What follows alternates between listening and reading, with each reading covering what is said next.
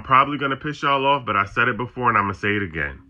Rich people should have no say in how people who receive food stamps spend their food stamps. People who are not food stamp recipients should not have a say in how food stamp recipients spend their food stamps. People who have never had to survive on food stamps should not have a say in how people who receive food stamps spend their food stamps. Stopping food stamp recipients from buying junk food with their food stamps is only going to lead to more families going without food. I'll ask again. Have you ever had to live in a food desert, a neighborhood where food... I'm sorry. I could almost take enough of this, but nah, we're not going to do that. Okay. That's how we're starting off the day. Alrighty. So here's the thing. When it comes to, I guess we could just lump all benefits, right? All social welfare programs together. Those programs are paid for by the tax dollar or the taxpayer, right? It's not just an ethereal dollar floating around. It's yours and I's money. So those of us who are paying into the tax system must therefore pay for these individuals to have the benefits that they are, supplementing their income with.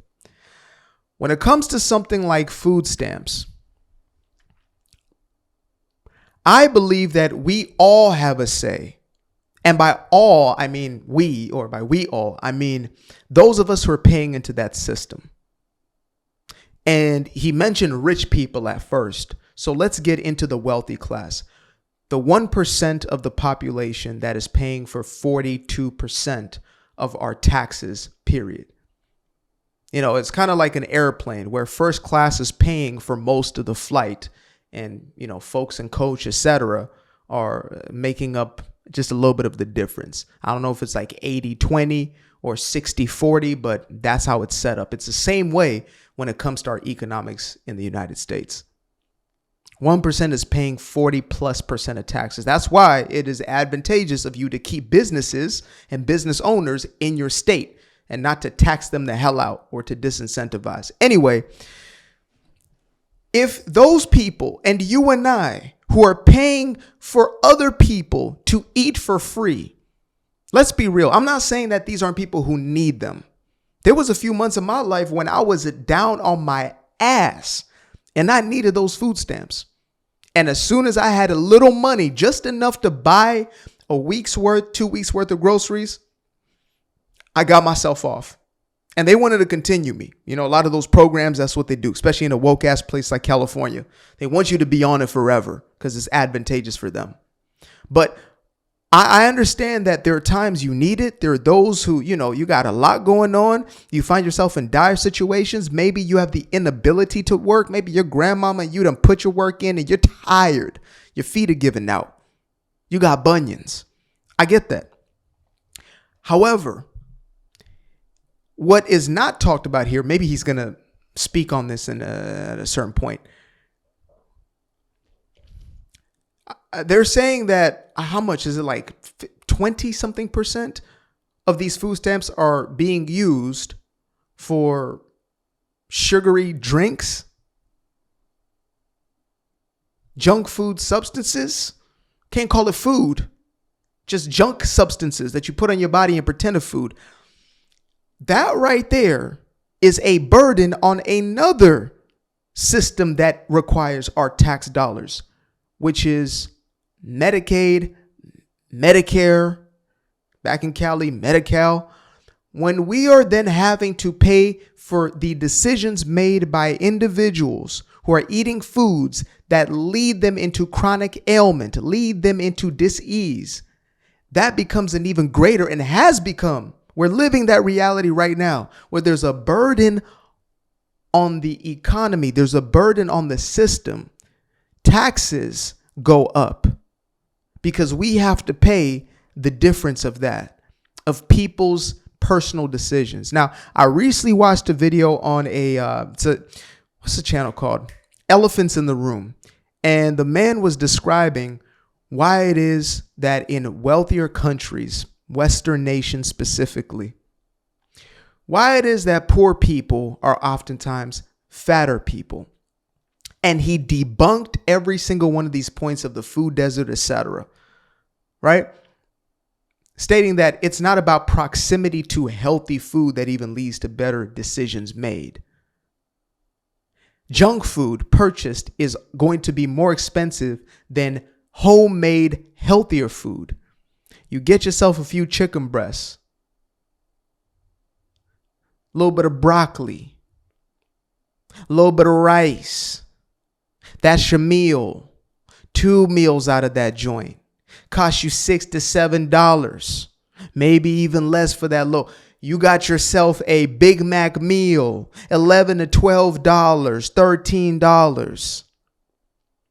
That's a decision. Got yourself a little water, 50-cent water. Got yourself a soda, $2 soda. These decisions are made on the basis of culture, environment, personal agency. The decisions that you make, anybody who's lost weight, a significant amount of weight, you know that it was the difference between the habits that you hold, the decisions that you make day in, day out. Now, I'm going to continue this video. We're going to get into the rest of this, but whenever I hear this denial of personal responsibility, and it's not to say that companies aren't, marketing and spending billions of dollars to make it taste so good and to market to you aggressively. I'm not saying that doesn't exist, but what I'm saying is there is nothing more personal agency, personal autonomy than the food you put in your own damn mouth. And for us to have to pay for that, for us to have to pay for you to then be deceased, absolutely not. You're going to have to make your own money to get your junk food. We want these programs to add to the health, not to add to the disease. Place that you can actually access only sells junk food. Have you ever had to work with a budget of $400 a month to support your family of 4? As a matter of fact, have you ever had to work with a $400 a month budget to feed a family of 2? Now, let's also put into perspective that in a lot of low-income neighborhoods, most of the fruits and vegetables that are available to them are not good quality. They don't last. Can I tell you why? We're really going to get into this. Today, I got time. No, I got time today. Y'all want to know the reason why most grocers don't sell certain types of food in certain neighborhoods? Some people want to believe it's some grand conspiracy, right? It's targeting black and brown people to make them sick. But the reality is this. If those foods were selling, they would be sold. Run that back one more time. And I'm going to put it in a different context. If Sexy Red didn't have a market, then they wouldn't be selling Sexy Red over at the label. Okay? If gangster rap, drill music was not selling, there was no market for it, they wouldn't be selling gangster rap. We want to blame the label, the white man. What about the individual who is manufacturing the good and the individual on the purchasing side of the good? Oh, there ain't enough vegetables. Do you know what happens to those fruits and vegetables? And God honest truth, we've been so deceived about food. Limit your carbohydrate intake, which is about 80% of what most people are eating. They're eating the pastries, they're eating the cookies, they're eating the damn chips, they're eating the breads, they're eating the pastas. This is what you're saturating your plate full of. At least get yourself low glycemic carbohydrates. If you're going to be gouging into those. Get yourself some protein. You don't like tuna? It's real cheap food. You don't like tuna? Okay. Get yourself some damn chicken. Get yourself some pork. Oh, pork. Okay, maybe you don't eat pork. Maybe that's your religious thing or your personal preference. Okay, cool. Get yourself some eggs. Get yourself some bison. Get yourself some quail. There are choices here. You don't have to run to the French fries. You don't have to run to the cereals. And if you're going to do the cereal, then why not a lower glycemic? Because it's about habits. It's about comforts. It's about using food as a coping mechanism. That's what we may have to talk about. The emotional relationship to food, how certain environments, and this is a fact, but per capita, the largest people in America are black women. It's not saying every black woman is big, but in America, these are the stats. And it has been stated that a reason for this is because it's acceptable in the culture. To be big is damn near a thing to be looked up to. It's promoted. It's perpetuated. Tell me I'm lying right now. Black folk, tell me I'm lying. Tell me that when you get fat, they ain't talking about, ooh, you thick. Ooh, you look like all skin and bones. You need to get some meat on them bones. What are they telling you? Go get fat. If you are just in your natural body state, you will likely be seen as too skinny. And that's an issue. And that's accepted culturally. Oh, but it's poverty that's leading to obesity. No. It's decisions. The same decisions that will keep somebody in poverty in a Western nation who has an able body and an able mind. I'm not saying you got to be rich, but I'm saying to stay in poverty. You can help that you were born in a poverty. You can help that you were born to them crazy ass parents, but you can help where you end up.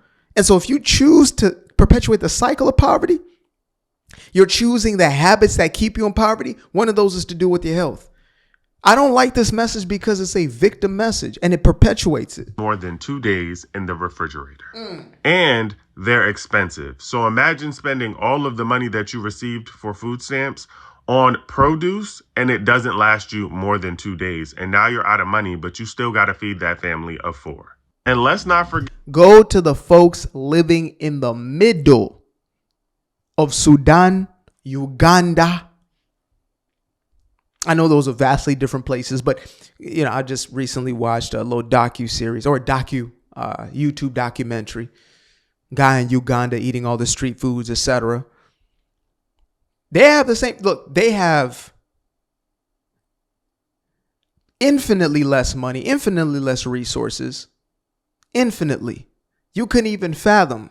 You can't fathom $1 a day. You can't fathom $3, $2 a day. You can't. Going out there to get your own food, catching your own food, going out into the water, catching your own fish, raising your own damn chickens or whatever it may be, raising 6, 7 babies with all of that going on. Again, it's excuses. I may sound like I don't have sympathy. I don't. I have compassion. My compassion states that I know you could do so much better. I know you can for you and your little ones. I know you can. That's compassion for me. I extend that. I have empathy. I get what it's like to be in that victim mentality, but you need to free yourself from that if you want a different reality. That the food stamp budget is being cut, which means that people are going to receive less money in food stamps than they have in the past. But prices are still going up for groceries. That's a lie. So, and this is going to get me in hot water with a lot of y'all folks, but I come with my due diligence when I start talking about mess. I do. People talk about, back in the day, it was so much cheaper. It was so much cheaper. And it's true. Inflation has got up drastically. The value of the dollar has gone down. No, these are true. It does not stay the same. However, 50 years ago, 40 years ago, maybe even 60, dare I say, it took you 23% of your paycheck to cover your food expenses as a family. Today, it is 7% of the average check that is going to food. Now, you may say, well, that's not me. We're talking averages here. I'm not talking about you. Maybe you like to go out to eat. Maybe you like to buy groceries, then go out to Chick-fil-A right after, right? Didn't even touch them groceries, just went right to Chick. Maybe that's what you like to do. Maybe your situation is different. You got 28 kids. I don't know what that is specifically, but I'm speaking on averages. So food prices, that means that there has been actually almost a balancing that's taken place. That's allowed for less of your check. Now you can say, well, more's going to rent. I can't discredit you on that one. I ain't gonna lie about that one. More is going to living expense. I can't take it. But as far as food is concerned, that's what we're talking about here. I have seen parents make it work with a almost non-existent budget with 4 kids and one on the damn way. I've seen it with my own eyes.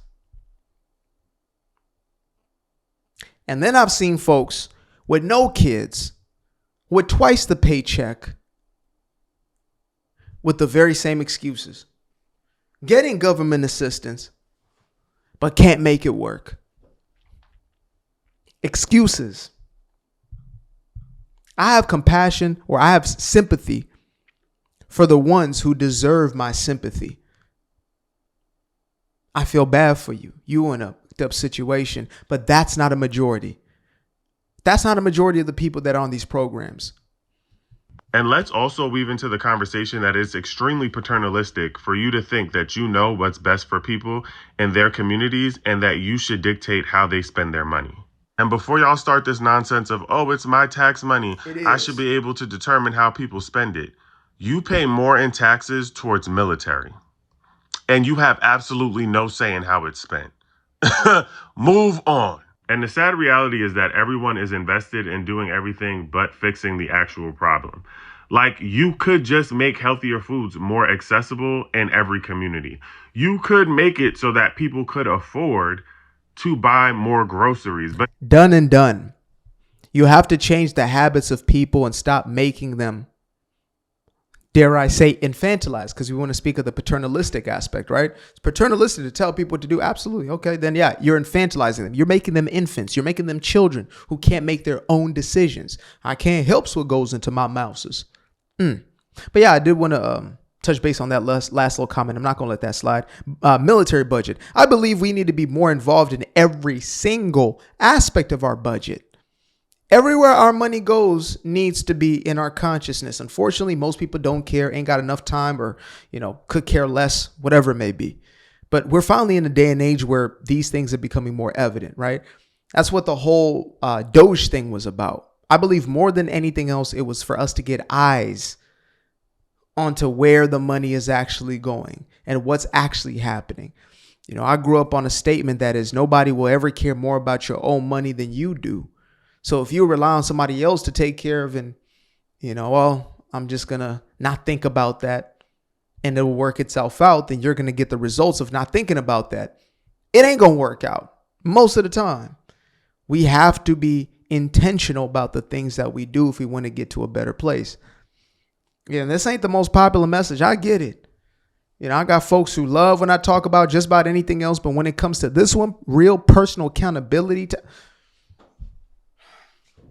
every excuse comes out the bag. Every excuse. Again, we all might find ourselves in some place where we need it. Lord knows I have. But in that place, it was not best for me to become dependent on the government to subsidize my life and to make a lifestyle out of it. It was to get the hell off. I was at a place where I was literally consuming a can of Campbell noodle soup with a little bit of rice in it, extra rice in it. And that was my meal. Crying over a damn Campbell noodle soup because I was so thankful that I even had that in my fridge. Yep, I get that. But we need to make different decisions and we will get different outcomes.